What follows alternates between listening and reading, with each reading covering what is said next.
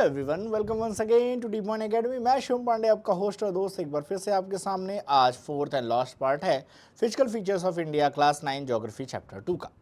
बहुत सिंपल से पार्ट में हमें तीन चीज़ें पढ़नी है: the Indian desert, the coastal plain and the islands. Indian deserts के बारे में आपको राजस्थान में जाना है। राजस्थान पूरा डेजर्ट नहीं है, राजस्थान का कुछ हिस्सा 40% हिस्सा डेजर्ट है, जिसमें हम थार डेजर्ट कहते हैं। कारण क्या है? ये वेस्टर्न पार्ट ऑफ इंडिया में आता है और यहाँ पे बारिश बहुत कम होती है। तो अरावली हिल्स के जैसे वेस्ट जाते हैं, अरावली हिल्स तक एरिया हरा भरा है, खेती बाड़ी भी होती है। अरावली से जैसे दूर जाते जाते हैं वैसे ही आपको डेजर्ट एरिया देख, क्योंकि अरावली हिल से मानसून विंड्स मुड़ जाती हैं, तो अरावली के आसपास के इलाकों में बारिश होती है, बट उससे आगे के इलाकों में बारिश नहीं होती है। तो वही है, देखिए लिखा भी है, टेक्स्ट बुक से हम पढ़ेंगे लाइन वाइज लाइन और मैप से हम देखेंगे। तो it is the undulating sandy plain covered with the sand dunes. Sand dunes क्या होते हैं? सैंड के ऊंचे ऊंचे माउंटेन टाइप के शेप जो बनते हैं उन्हें हम कहते हैं sand dunes. Very low rainfall between below the 150 mm per year and ये एरिड क्लाइमेट है। जहाँ पे एरिड क्लाइमेट है वहाँ पे वेजिटेशन बहुत लो होगी, कैक्टस वगैरह जैसे पेड़ ही सर्वाइव करेंगे। एक सिंगल यहाँ पे रेनी सीजन स्ट्रीम्स अपीयर, कुछ जब बारिश का सीजन आता है तो अलग अलग जगहों से पानी इकट्ठा होकर किसी रिवर की स्ट्रीम बनती है and soon after they disappear. लेकिन जैसे सैंडी डेजर्ट में पहुंचते हैं वहाँ पे डिसअपियर हो जाते हैं। और इसमें से एक एग्जांपल इस डेजर्ट एरिया की जो है वो है लूनी रिवर। लूनी रिवर उसी एरिया में जाके उसकी स्ट्रीम गायब हो जाती है। क्यों? क्योंकि पानी का फ्लो उतना ज़्यादा नहीं रहता है, रेनी सीजन में दिखती है, बाकी के बारिश सीजन में लूनी रिवर पूरी गायब हो जाती है। ठीक है, तो इस रिवर में Luni is the only river, आप जान लीजिएगा। Barchans, what is that? Barchans, crescent shaped dunes. ऐसे मतलब क्रिसेंट शेप्ड दून्स का मतलब आप यहाँ पे ऐसे समझिए कि कंटिन्यूसली दून्स बने हुए हैं, दून्स के कंटिन्यूसली शेप्स बने हैं, जैसे ऐसे फिर ऐसे फिर ऐसे फिर ऐसे दून्स के शेप लगातार बने हुए हैं और ऐसा लगता है कि पूरा माउंटेन बन गया है, फिर उसको पार करके ही आप नीचे उतरेंगे। ठीक है, so larger areas but longitudinal dunes become. तो ये जो होते हैं ये आपको इंडिया पाकिस्तान बॉर्डर पे, more important near the India Pakistan border, आपको जैसलमेर जाना पड़ेगा। मैं गया हूँ जैसलमेर, तो इंडिया पाकिस्तान का बॉर्डर उसी के बाद लग जाता है, जैसलमेर के कुछ देर के बाद। तो वहाँ पे आपको इस तरह के क्रिसेंट शेप के दून्स मिलते हैं। तो दून्स क्या होते हैं? जब बहुत तेज़ हवाएं चलती हैं तो डस्ट पार्टिकल एक ही जगह इकट्ठा होते हैं और ऐसे माउंटेन शेप ले लेते हैं, उसे दून्स कहा जाता है। ये देहरादून या पटकाई दून से अलग दून है, ये डेजर्ट में बनने वाले दून है। वहाँ पे जो दून्स बोले जाते हैं वो होता है दो पहाड़ों के बीच का जो हिली एरिया होता है, जैसे हिमाचल हिमालय और शिवालिक हिमालय के बीच में जो हिल्स आती हैं उन्हें हम दून्स कहते हैं। ठीक है, तो ये इंडियन डेजर्ट है, देखना है, ध्यान से देखिए। और इसी के साथ हम कोस्टल प्लेन भी पढ़ते हैं, तो हम मैप से पढ़ेंगे, हम सब कुछ मैप से पढ़ेंगे। देखिए यहीं पीछे पाकिस्तान है, पाकिस्तान का फिर वो इलाका स्टार्ट हो जाता है, प्लेन इलाका, जहाँ पे सतलज रिवर से लेके सब कुछ, इतनी रिवर इस एरिया को ड्रेन करती हैं। लेकिन यहीं पे ये ग्रेट इंडिया, तो ये अरावली रेंज है। इसके जैसे ही पीछे जाएंगे तो कुछ यहाँ से आपको डेजर्ट एरियाज देखने को मिल जाएंगे। ठीक है, ये ग्रेट इंडियन डेजर्ट है। इसका कुछ हिस्सा पाकिस्तान के पास भी है, पाकिस्तान का भी कुछ एरिया डेजर्ट है, क्योंकि भाई सब कुछ बटा तो डेजर्ट भी थोड़ा सा दिया गया पाकिस्तान को कि थोड़ा तुम भी लो, धूप में जलो, हम ही क्यों जले। आप कोई भी यहाँ भी लोग अगर डेजर्ट देखना चाहें तो पाकिस्तान वाले राजस्थान साइड में आ जाएंगे। तो ये डेजर्ट एरियाज़ हैं, इतना ही जानना था कि ये अरावली हिल्स के पास है। अब हमें पढ़ना है कोस्टल प्लेन। कोस्टल प्लेन को आप सिंपल से लैंग्वेज में यहाँ से समझेंगे। इंडिया में जब बात करते हैं तो बहुत बड़ी कोस्टल लाइन है, कोस्टल लाइन है तो कोस्टल प्लेन का फॉर्मेशन होता है। कोस्टल प्लेन का फॉर्मेशन कैसे होता है? ध्यान से देखें, तो इधर क्या है? वेस्टर्न घाट है, इधर क्या है? ईस्टर्न घाट है। अब वेस्टर्न घाट से ईस्टर्न घाट की तरफ जब ये रिवर्स का फ्लो हो रहा है तो अपने साथ सिल्ट और सॉइल का डिपॉजिट करके लाती हैं। इसलिए अगर आप ध्यान से देखेंगे तो वेस्टर्न कोस्ट से ज़्यादा वाइड कौन सा है? Eastern coastal plain. Eastern coastal plain are wider than western, ये बहुत नैरो है। ठीक है, वेस्टर्न कोस्टल प्लेन तीन पार्ट में है। ये सबसे पहला जो है इसे कहते हैं Mumbai Goa coastal plain, Mumbai Goa coast. Okay, यहाँ पे फिर जो आता है इसे लगभग में कोंकण को, मतलब इसी मुंबई गोवा को कोंकण भी कह दिया जाता है। मुंबई और गोवा को क्या कह दिया जाता है? कोंकण भी कह दिया जाता है, कोंकण कोस्ट। फिर यहाँ कर्नाटका का कोस्ट कहा जाता है, क्योंकि कर्नाटका बहुत ज़्यादा एक्स्ट्रा कवर करता है। और नीचे वाला हिस्से को यहाँ से फिर कर्नाटका के कुछ हिस्से से लेकर केरला तक को मालाबार कोस्ट कहते हैं। तो मुंबई गोवा कोस्ट, कोंकण कोस्ट, ये कह लीजिए आप, फिर कर्नाटका और मालाबार कोस्ट 3 पार्ट में है। वहीं ईस्टर्न कोस्ट की बात करेंगे तो ये नॉर्दर्न सिरकार अपर साइड में जो उड़ीसा से लेके इधर तक है, और फिर आंध्र प्रदेश से लेके नीचे तक तमिलनाडु के आसपास तक आते आते इसे क्या कहते हैं, कोरोमंडल कोस्ट। तो कोरोमंडल कोस्ट किधर है, ईस्टर्न में, नॉर्दर्न सिरकार ईस्टर्न कोस्ट है, और ये वेस्टर्न कोस्ट पे आपका है 3 पार्ट, राइट। ये समझ में आ गया। उसके बाद आप ध्यान से समझिएगा, ये वृत्त ज़्यादा तो ये फर्टाइल सॉइल है, और फर्टाइल के साथ साथ ये अलुवियल सॉइल होती है, क्योंकि नदियाँ लेके आती है तो अलुवियल सॉइल है।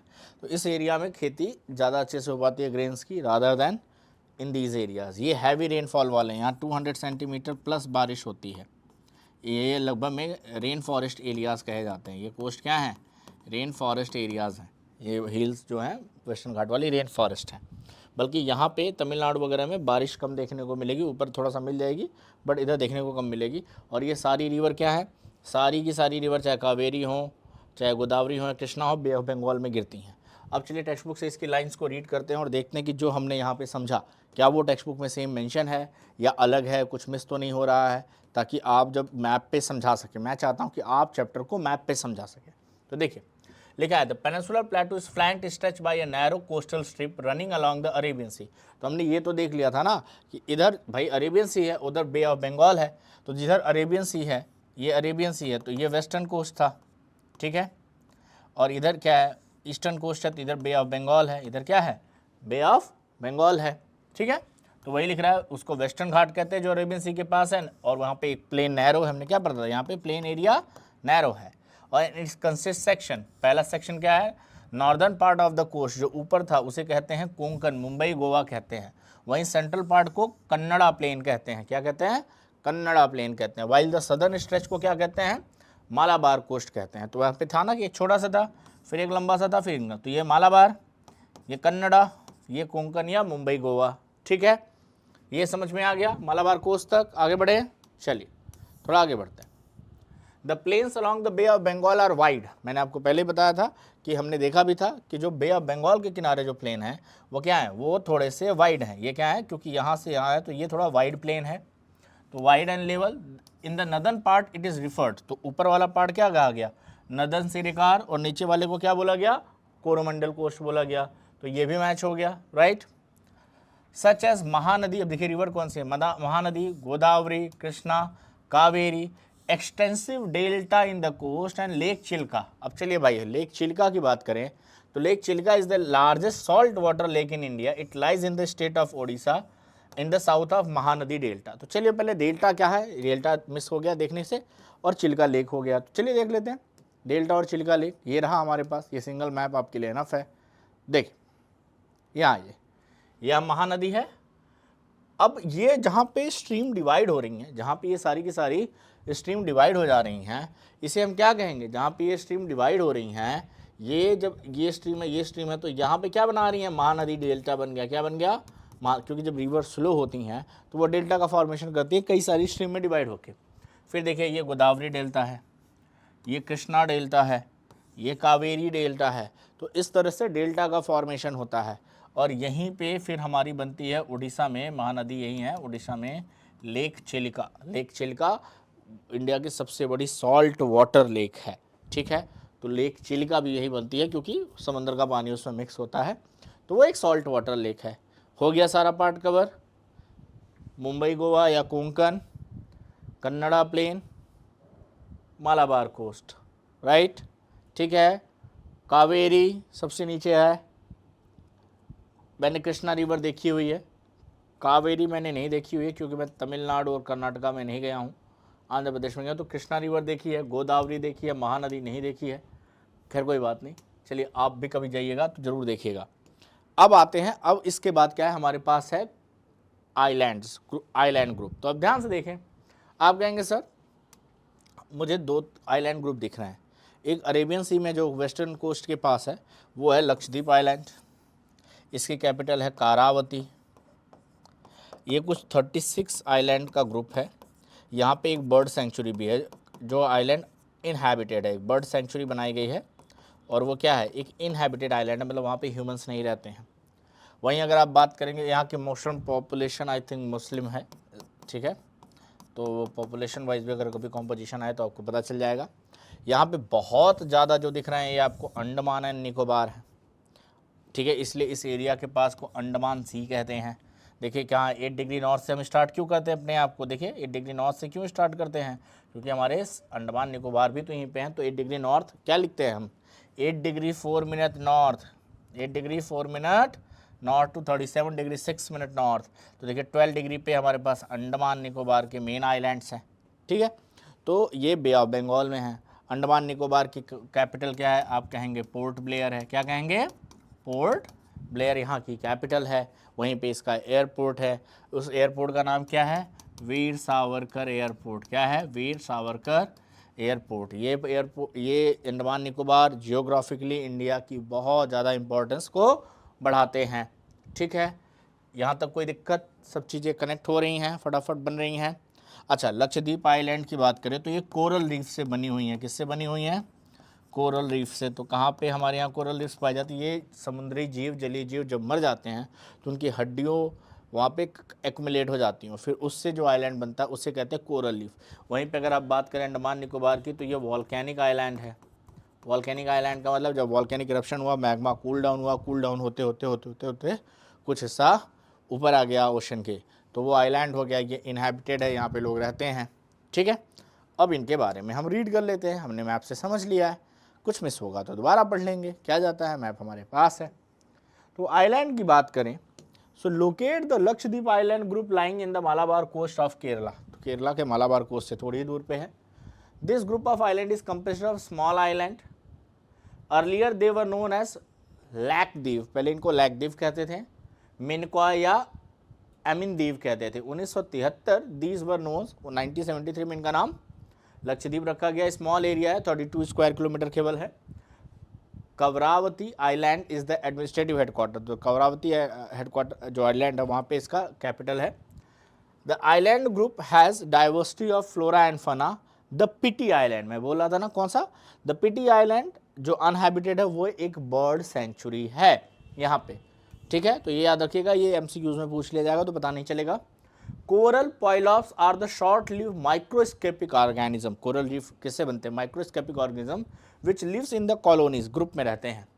दे फ्लोरिश इन शैलो, कम पानी में, okay, mud free and warm water, जहाँ पानी गर्म हो, कचड़ा ना हो, और शैलो वाटर हो, वहाँ पे रहते हैं। They secrete calcium carbonate, the coral secretion and their skeleton from coral deposit. तो उनके स्केलेटन से प्लस वो जो सिक्रीट करते हैं एक कैल्शियम डिपॉजिट बनता है, ठीक है। They are mainly 3 kinds, barrier reef, fringing reef and atolls. याद रखिएगा ये तीनों नाम, क्योंकि ये पूछा था ग्रेट बैरियर रीफ कहाँ पे, तो ग्रेट बैरियर रीफ ऑस्ट्रेलिया में पाई जाती है, क्योंकि वो भी कोरल रीफ्स हैं, ठीक है। तो barrier reef, fringing reef and atolls. The great barrier reef of Australia is the good example of the first kind of coral reef, and atolls are circular or horse shaped coral reefs. तो इसमें भी shape पे भी depend करता है, ठीक है। ये हो गया, और क्या है भाई देख लेते हैं। Now you see in the Bay of Bengal, Andaman Nicobar island bigger in size and more numerous, बहुत सारे स्कैटर्ड आइलैंड हैं, सारे इनहेबिटेड नहीं है। The entire group of island is divided into 2 broad categories, the Andaman in the north, ऊपर की तरफ, और नीचे की तरफ निकोबार कहते हैं।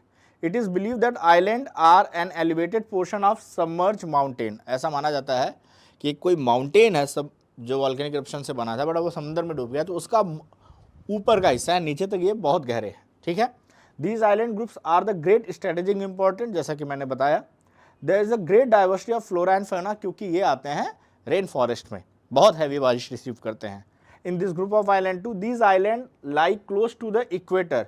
अब क्योंकि इक्वेटर के 8 डिग्री पे है तो बहुत ही ज़्यादा हॉट एंड ह्यूमिड क्लाइमेट होता है, ठंडी की उम्मीद ना करें, बहुत ही तेज़ धूप वहाँ पे लगेगी, स्किन बर्न हो जाएगा अगर आप वहाँ जाते हैं, क्योंकि हैबिट नहीं है हमारी, ठीक है। और बहुत ही थिक फॉरेस्ट होंगे, क्योंकि जहाँ पे बहुत ज़्यादा गर्मी होती है वहीं पे ज़्यादा बारिश होती है, वहीं पे फॉरेस्ट का डेवलपमेंट होता है, okay.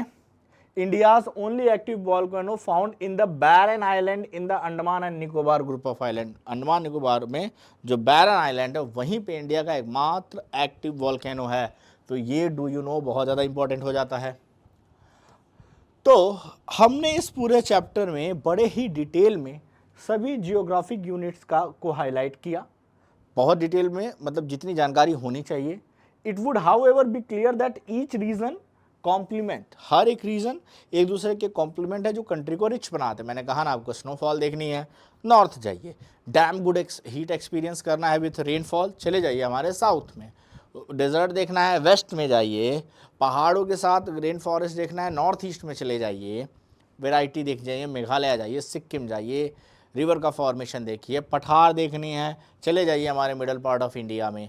Each and everything is in India, so why to go anywhere else to visit when the India is the most beautiful place in the earth. Okay, the mountains are the major source of water, forest, wealth in the country. They provide the base of our early civilization. तो जो हमारे यहाँ की civilization पहले थी या आज है, वो उन mountains एरिया का बहुत ज़्यादा रोल है। प्लेटू is the store house of minerals, हमारी मिनरल्स और इंडस्ट्रीज के लिए कहाँ से आता है? प्लेटू से आता है, which has played a very crucial role in the industrialization of, तो कंट्री का इंडस्ट्रियलाइजेशन जो आप मॉडर्नाइजेशन देख रहे हैं उसके लिए रॉ मटेरियल किसने दिया? प्लेटूज ने दिया। Then coastal region and island group provide fishing and port activity, जो चीज़ें बना रहे हैं वो कोस्टल समंदर के रास्ते ही तो भेजेंगे, तो पोर्ट सिटीज़ के लिए देते हैं, ठीक है। दस the diverse physical feature of land have a immense future possibility, तो इंडिया आज जो डेवलप कर रहा है या जो फ्यूचर में डेवलप करेगा उसका एक बहुत बड़ा रीजन होगा जो हमारे यहाँ डाइवर्सिटी है, अलग अलग तरह के लैंड फॉर्म्स हैं, अलग अलग तरह का फिजिकल फीचर। तो as a class 9 student physical features को जानना आपकी जिम्मेदारी भी बनती है और आपकी ज़रूरत भी है, क्योंकि आपका देश कैसा है, कैसा दिखता है, कहाँ पे क्या है। थोड़े से ट्रैवलिंग में अगर आप इंटरेस्टेड हैं, थोड़ी ज्योग्राफी में इंटरेस्टेड है, जनरल नॉलेज में इंटरेस्टेड है, और यही सारी चीज़ें आगे जाके कॉम्पिटिटिव एग्जाम्स में भी काम आएंगी। मैं कहता हूँ एनसीईआरटी बहुत इंपॉर्टेंट है, एक एक लाइन को अच्छे से पढ़िए, चीज़ें आपको बहुत बेहतर वे में मिलेंगी। So that's all for today. NCERT के क्वेश्चन आंसर्स हम करेंगे नेक्स्ट लेक्चर में, और उसी के साथ हम इसका मैप वर्क भी करेंगे।